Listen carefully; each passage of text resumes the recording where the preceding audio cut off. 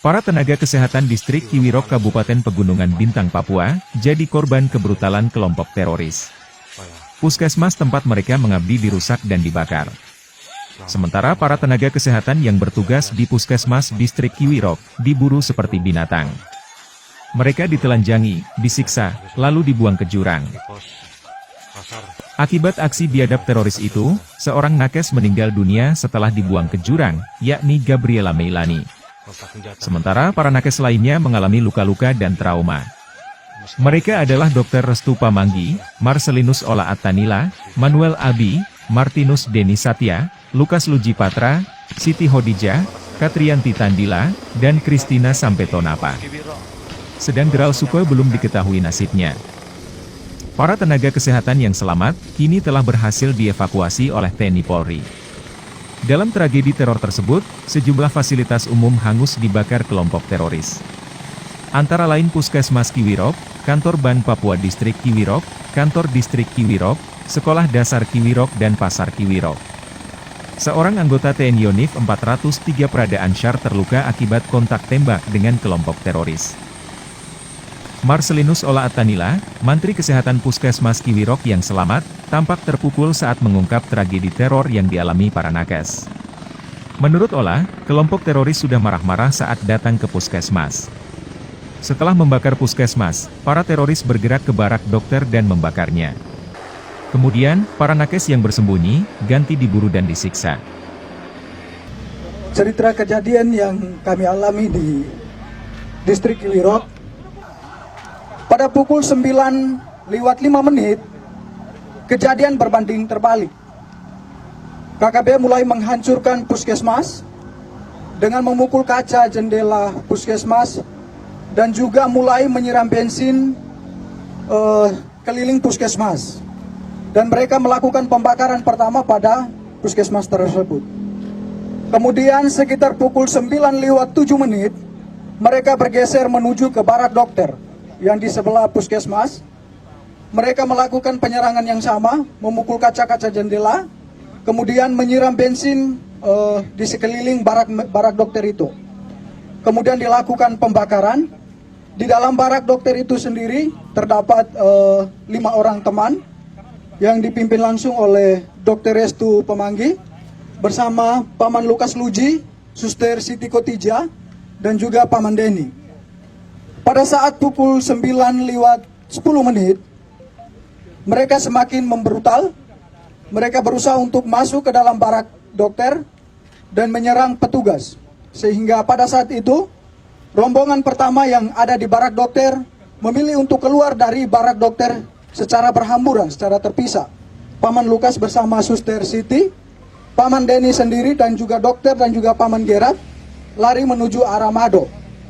Sampai di Mado, dokter sendiri dihadang, kemudian dipukuli dengan besi, kemudian digiring ke jurang dan langsung ditendang ke arah jurang. Pada pukul 9 sekitar 11 menit, mereka bergerak lagi menuju ke barak yang kedua yang dipimpin langsung oleh saya sendiri sebagai ketua tim. Di situ kami ada 6 orang. Saya sendiri sebagai ketua tim, Paman Selo, Paman Emmanuel Abi, Paman Patra, Suster Christine, Suster Anti dan juga Suster Ella yang sudah menjadi almarhum. Pada saat itu juga mereka melakukan hal yang sama, menghancurkan kaca-kaca jendela dan juga memukul pintu-pintu, berusaha untuk masuk ke dalam untuk menyerang kami. Mereka juga menyiram bensin di sekitar barak medis dan juga mulai membakarnya. Saat pembakaran terjadi, yang ada di dalam puskesmas hanya tersisa saya, Paman Patra dan juga ketiga suster itu. Paman Eman saat itu berada di dalam puskesmas karena sedang buang air besar. Pada saat itu sedang terjadi pembakaran, saya sendiri meminta untuk ketiga teman putri saya atau suster untuk kami segera keluar dari dalam barak itu. Tetapi karena mereka perempuan tidak bisa mengantisipasi situasi, sehingga mereka memilih lebih tenang di dalam barak itu. Makin lama asap makin tebal, rumah sudah mulai, barak sudah mulai terbakar. Sehingga saya memilih untuk mengurung ketiga teman suster tadi bersama saya langsung di dalam kamar WC karena agak lebih aman. Sekitar pukul 9:20 sudah tidak bisa ditahan lagi karena memang rumah sudah plafon-plafon yang terbakar sudah mulai pada runtuh, sehingga saya memilih untuk mengajak ketiga suster ini untuk keluar dari dalam barak medis. Pada saat kami berusaha untuk lari menghindari amukan KKB, kami memilih lari ke depan, mereka sudah menghadang kami pada posisi depan. Kemudian saya berusaha merangkul ketiga suster menuju ke jurang, tetapi sampai di belakang jurang yang ada di belakang barak medis juga mereka sudah berada di situ dengan diperlengkapi senjata dan juga busur dan anak panah. Akhirnya saya berusaha untuk mengamankan ketiga suster ke rumah warga yang terdekat, jaraknya sekitar 5 meter dari barak medis itu. Sesampainya di situ, mereka juga ada di situ berusaha untuk membakar rumah warga yang di sebelah. Akhirnya saya memilih untuk mengamankan ketiga suster di dalam gedung, di dalam kamar mandi dari rumah masyarakat itu. Sekitar 30 menit kami berada di dalam kamar WC. Kejadian semakin brutal, mereka semakin membabi buta, memanah teman kami Paman Emmanuel Abi. Kemudian mereka mulai membakar rumah-rumah warga dan juga pasar, serta bank, rumah distrik yang ada di sekitaran barak medis itu. Kejadian semakin brutal, akhirnya saya mengambil keputusan untuk kami bisa mengamankan diri. Dalam hitungan detik saja, saya sebagai laki-laki mengamankan 3 orang perempuan pastinya tidak bisa karena mereka mengejar kami dengan senjata dan juga busur dan anak panah. Tidak ada jalan lagi, kami memilih lari ke depan, mereka sudah menghadang, ke samping kiri kanan dan juga mereka sudah menghadang semua. Akhirnya di belakang kami terdapat jurang yang cukup terjal, kedalamannya sekitar 500 meter dengan sudut ketajaman itu sekitar 90 derajat. Tanpa berpikir panjang, saya bertanya kepada ketiga suster itu bagaimana kita harus mengamankan diri. Mereka menjawabnya, kita lompat saja. Akhirnya tanpa berpikir panjang, saya menghitung 1 sampai 3 dan saya sendiri lompat pertama. Kemudian ketiga suster mengikuti saya untuk melompatnya. Sesampainya di bawah, kami pikir bahwa kami sudah aman dari kejaran mereka, tetapi mereka tetap mengikut kami ke bawah. Sampai ke bawah saya sendiri tersangkut di akar pohon. Kemudian ketiga suster yang lainnya, yang satunya suster Kris tersangkut di pohon juga. Suster Ella tersangkut di antara semak-semak. Kemudian suster Anti, dia melompat jaraknya sekitar 150 meter ke kedalaman jurang ini gitu. Dan dia juga tersangkut di semak-semak. Mereka terus mengikut kami ke bawah, kemudian mendapati suster Anti di bawah. Kemudian mereka naik, dapat lagi suster Ella yang sekarang sudah ada di almarhum.